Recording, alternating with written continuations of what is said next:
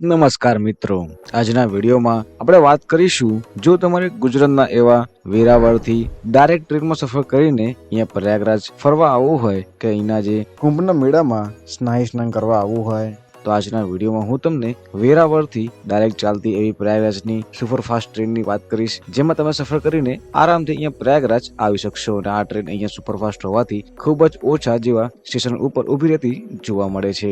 અને વાત કરીશ આ ટ્રેનની કે આ ટ્રેન અહીંયા વેરાવળથી ચાલે છે, જે ગુજરાતમાં અને કયા કયા શહેરો ઉપર આવે છે અને કેટલા કેટલા વાગે આવે છે. અને જો તમે આ ટ્રેનમાં સફર કરો છો તો આ ટ્રેન આપણને પ્રયાગરાજ કેટલા વાગે પહોંચાડતી હોય છે, અને આ ટ્રેનનું શું છે નામ, નંબર અને આ ટ્રેનમાં આપણને કેટલું ભાડું લાગશે એ પણ હું તમને જણાવીશ. એટલે વિડીયો અમારો શરૂથી લઈને એન્ડ સુધી એકવાર જરૂર જોજો. અને વિડીયો પૂરો જોયા પછી જો તમારે કોઈ પ્રશ્ન હોય નીચે મને કોમેન્ટ બોક્સમાં પૂછી શકો છો, હું એનો આન્સર તમને જરૂરથી આપીશ. પરંતુ વિડીયો શરૂ કરતા પહેલા અમારા આ વિડીયોને એક લાઇક ના કર્યું હોય તો વિડીયોને એક લાઇક અને નીચેથી ચેનલને સબસ્ક્રાઇબ કરી નાખજો. જો તમે પણ 2025માં પ્રયાગરાજ ફરવા આવી રહ્યા છો અને જો તમારે એનું આ સ્નાન કરવું હોય કે કુંભ મેળામાં ભાગ લેવો હોય તો તમે આ ટ્રેન અહીંયા પસંદ કરી શકો છો, કારણ કે આ ટ્રેન અહીંયા વેરાવળથી ચાલે છે, જે ખાલી 31 કલાકમાં જ આપણને સફર કરાવીને એ પ્રયાગરાજ પહોંચાડતી હોય છે.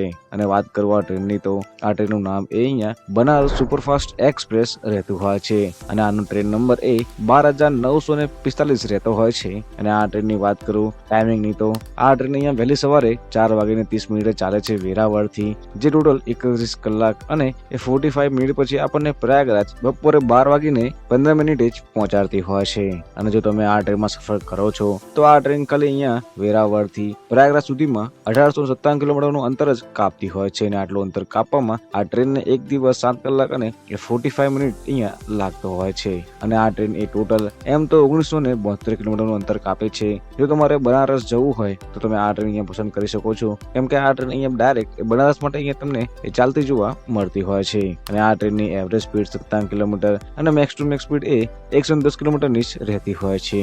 અને વાત કરું આ ટ્રેન અહીંયા ગુજરાતમાં કયા કયા શહેરો ઉપર આવે છે, વેરાવળ જંકશન થી ચાલે છે એ પણ સવારે 4:30 ત્યાંથી જુનાગઢ જંકશન સવારે 5:40 આવે છે, જેટલાસર જંકશન સવારે 6:10 આવે છે, વડિયા દેવલી 6:40, કુકાવાવ સવારે 7 વાગે આવે છે, ચિતલ જંકશન સવારે 7:26 આવે છે, ખીચડિયા જંકશન સવારે 7:34 આવે છે, લાઠી સવારે 7:47 આવે છે, ધોળા જંકશન સવારે 8:30 આવે છે, બોટાદ જંકશન સવારે 9:05 આવે છે, બાવલા સવારે 10:48, સરખેજ સવારે 11:17 આવે છે. અને ત્યાંથી આ ટ્રેન એ અમદાવાદ જંકશન આવતી હોય છે, અને આ ટ્રેન અમદાવાદ એ બપોરે 1:40 પહોંચે છે. ત્યાંથી આ ટ્રેન નડિયાદ જંકશન 2:38 આવે છે, આણંદ જંકશન બપોર 2:55, અને છાયાપુરી આ ટ્રેન એ 3:40 જ અહીંયા આવતી હોય છે. ત્યાંથી આ ટ્રેન એ ગુજરાતનું છેલ્લું સ્ટેશન અહીંયા ગોધરા જંકશન રહેતું હોય છે, અને આ ટ્રેન અહીંયા ગોધરા બપોરે 4:41 જ આવતી હોય છે. ત્યાંથી આ ટ્રેન એ રતલામથી આ બધા શહેરોથી થઈને એ પ્રયાગરાજ અહીંયા આવતી હોય છે. અને ગુજરાતમાં ટોટલ આ ટ્રેન અહીંયા 18 જેટલા સ્ટેશનો ઉપર આવે છે. આ 18 જેટલા સ્ટેશનો ઉપરથી તમને કોઈ પણ સ્ટેશન અનુકૂળ લાગે તમે ત્યાંથી આ ટ્રેનમાં સફર કરીને આરામથી અહીંયા પ્રયાગરાજ આવી શકશો. અને જો તમને આ ટ્રેનમાં ટિકિટ ન મળે તો આ ટ્રેનમાં આપણને સીટ કેવી રીતે મળશે એ પણ હું તમને આગળ વિડીયોમાં જણાવીશ. જોઈ શકો છો આ ટ્રેન એ ગુજરાતમાં વેરાવળથી આટલા બધા શહેરોને કવર કરીને અહીંયા પ્રયાગરાજ અહીંયા આવતી હોય છે. જો તમે આ ટ્રેનમાં સફર કરો છો તો વાત કરું આ ટ્રેનના કોચિસની તો આ ટ્રેનમાં તમને એન્જિનની પાછળ ટોટલ 2 જેવા જનરલ કમ્પાર્ટમેન્ટ જોવા મળી જશે, એક ફર્સ્ટ એસી કોચ જોવા મળશે, 2 2 ટાયર એસી કોચ, 6 જેવા 3 ટાયર એસી કોચ, અને તમને એક પેન્ટ્રી પણ જોવા મળતી હોય છે. અને બીજા 8 જેવા સ્લીપર ક્લાસ અને ટ્રેનની એન્ડમાં 2 એ જનરલ કમ્પાર્ટમેન્ટ તમને જોવા મળતા હોય છે. જો તમારે આ ટ્રેનમાં સફર કરવું હોય, જો તમે અહીંયા વેરાવળથી ટ્રેનમાં સફર કરીને પ્રયાગરાજ આવશો તો તમારી એ ટિકિટ એ પહેલા અહીંયા કન્ફર્મ થવાનો ચાન્સીસ એ અહીંયા વધારે રહેતો હોય છે. તો પણ તમારી ટિકિટ તમને કન્ફર્મ ના મળે તો તમે આ ટ્રેનમાં એ જનરલ કમ્પાર્ટમેન્ટમાં સફર કરીને પણ આરામથી અહીંયા પ્રયાગરાજ બનારસ આવી શકશો, કેમ કે આ ટ્રેનમાં અહીંયા જનરલ કમ્પાર્ટમેન્ટના ટોટલ 4 જેવા કોચ જોવા મળે છે, જેમાં 2 કોચ આગળ અને એ 2 કોચ તમને પાછળ જોવા મળતા હોય છે.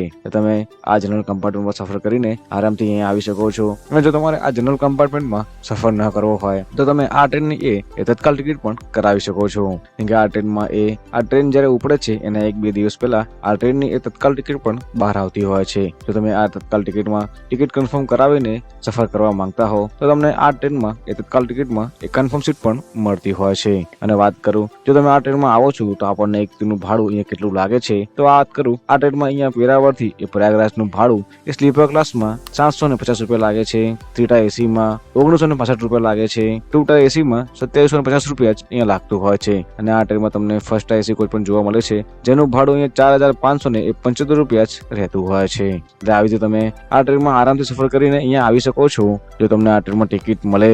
નહીં તો તમને આ ટ્રેનમાં એ ટોટલ 4 જેવા એ જનરલ કમ્પાર્ટમેન્ટ જોવા મળતા હોય છે.